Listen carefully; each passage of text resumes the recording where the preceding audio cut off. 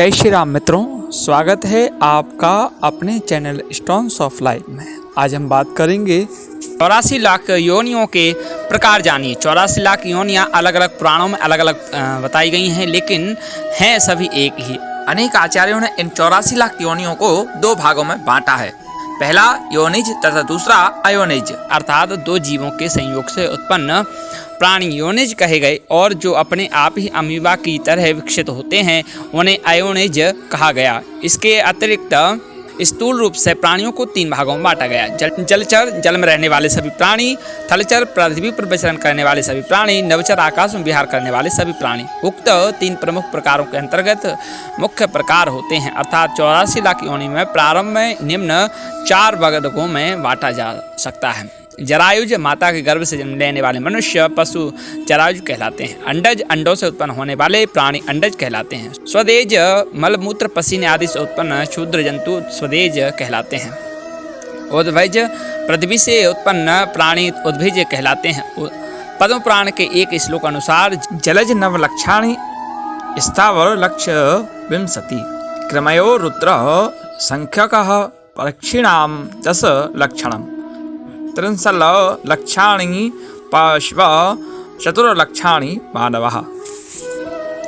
अर्थात जलचर 9 लाख, स्थावर अर्थात पेड़ पौधे 20 लाख, सरीसृप कृमि अर्थात कीड़े मकोड़े 11 लाख, पक्षी नवचर 10 लाख, स्थलीय जलचर 30 लाख और शेष 4 लाख मानवीय नस्ल की कुल 84 लाख।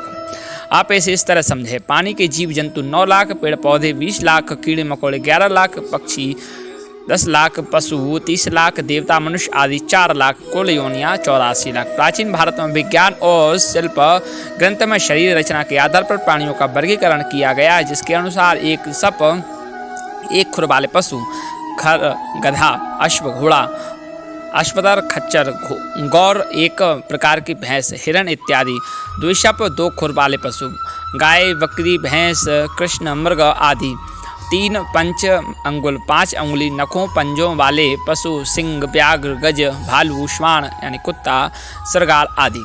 प्रश्न: क्या सचमुच 84 लाख योनियों में भटकना होता है? उत्तर: ऊपर हमने एक प्रश्न की मनुष्य मरने के बाद मनुष्य और पशु मरने के बाद पशु ही बनता है का उत्तर दिया था। उसके उत्तर में ही उपरोक्त प्रश्न का आधा जवाब मिल ही गया होगा। इससे पूर्व क्रम विकास में भी इसका जवाब छिपा है। दरअसल पहले गतियों को अच्छे से समझे, फिर समझ में आएगा कि हमारे कर्म, भाव और विचार को क्यों उत्तम और सकारात्मक रखना चाहिए। कर्म विकास 2 तरह का होता है, एक चेतना आत्मा का विकास, दूसरा भौतिक जीव का विकास। दूसरे को पहले समझें। यह जगत आकार प्रकार का है। अमीबा से विकसित होकर मनुष्य तक का सफर ही भौतिक जीव विकास है। इस भौतिक शरीर में जो आत्मा निवास करती है, प्रत्येक जीव की मरने के बाद कुछ गतियाँ होती हैं, जो कि उसके घटना, कर्म, भाव और विचार पर आधारित होती हैं। मरने के बाद आत्मा की 3 तरह की गतियाँ होती हैं: ऊर्ध्वगति, स्थिर गति और अधोगति। इसे ही अगति और गति में विभाजित किया गया। वेदों, उपनिषदों और गीता के अनुसार मृत्यु के बाद आत्मा की 8 तरह की गतियां मानी गई हैं। ये गतियां ही आत्मा की दशा या दिशा तय करती हैं। इन 8 तरह की गतियों को मूलतः 2 भागों में बांटा गया है: अगति 2 गति और अधोगति में गिरना, अर्थात फिर से कोई पशु या पक्षी की योनि में चला जाना, जो कि एक चक्र में फंसने जैसा है। अगति में व्यक्ति को मोक्ष नहीं मिलता और उसे फिर से जन्म लेना पड़ता है। गति में जीव को किसी लोक में जाना पड़ता है।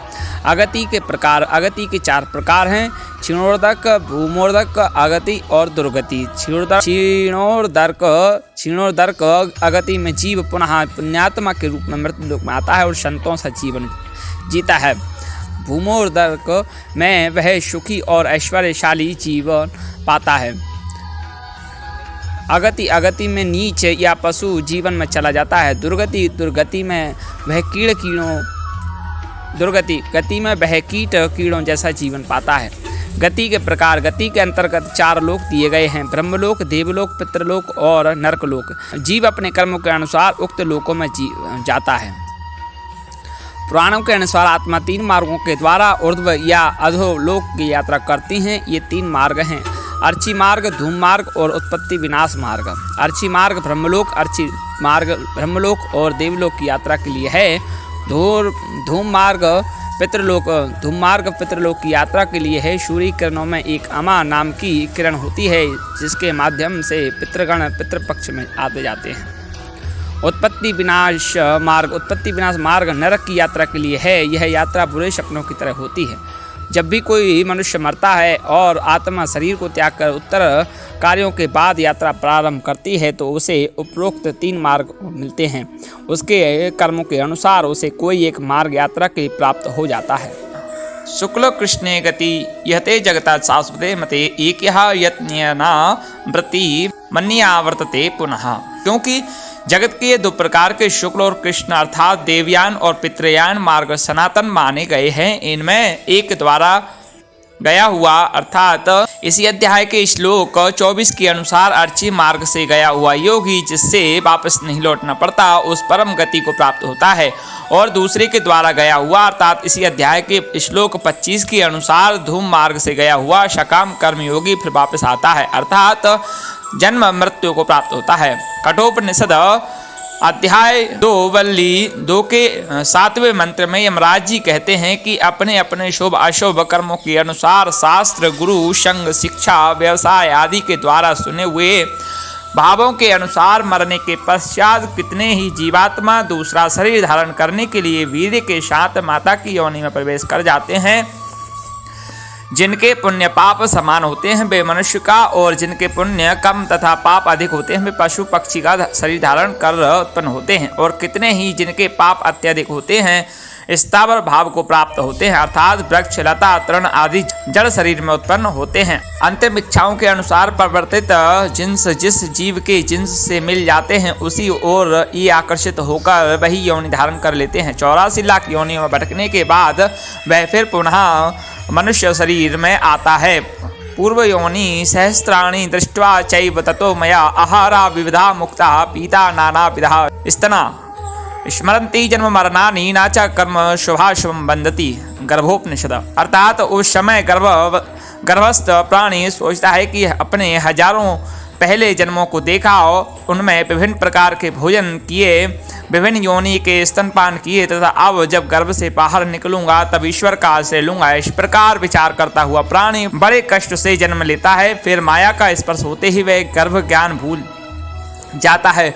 शुभ अशुभ कर्म लोप हो जाते हैं। मनुष्य फिर मनमानी करने लगता है और इस सुदुर्लभ शरीर के सौभाग्य को गवा देता है। विकासवाद के सिद्धांत के समर्थकों में प्रसिद्ध वैज्ञानिक हीकल्स के सिद्धांत ऑन्टोजेनी रिपीट्स बायोलॉजी के अनुसार चेतना गर्भ में एक बीज कोष में आने से लेकर पूरा बालक बनने तक सृष्टि में या विकासवाद के अंतर्गत जितनी योनियां आती हैं उन सब की पुनरावृत्ति होती है। प्रति 3 सेकंड से कुछ कम के बाद भ्रूण की आकृति बदल जाती है। स्त्री के प्रजनन कोष में प्रविष्ट होने के बाद पुरुष का बीज कोष 1, 2 से 4, 4 से 8, 8 से 16, 16 से 32, 32 से 34 कोषों में विभाजित होकर शरीर बनता है। अगर जानकारी आपको अच्छी लगी हो तो हमारी वीडियो को लाइक करें, शेयर करें और हमारे चैनल को सब्सक्राइब करना न भूलें। धन्यवाद।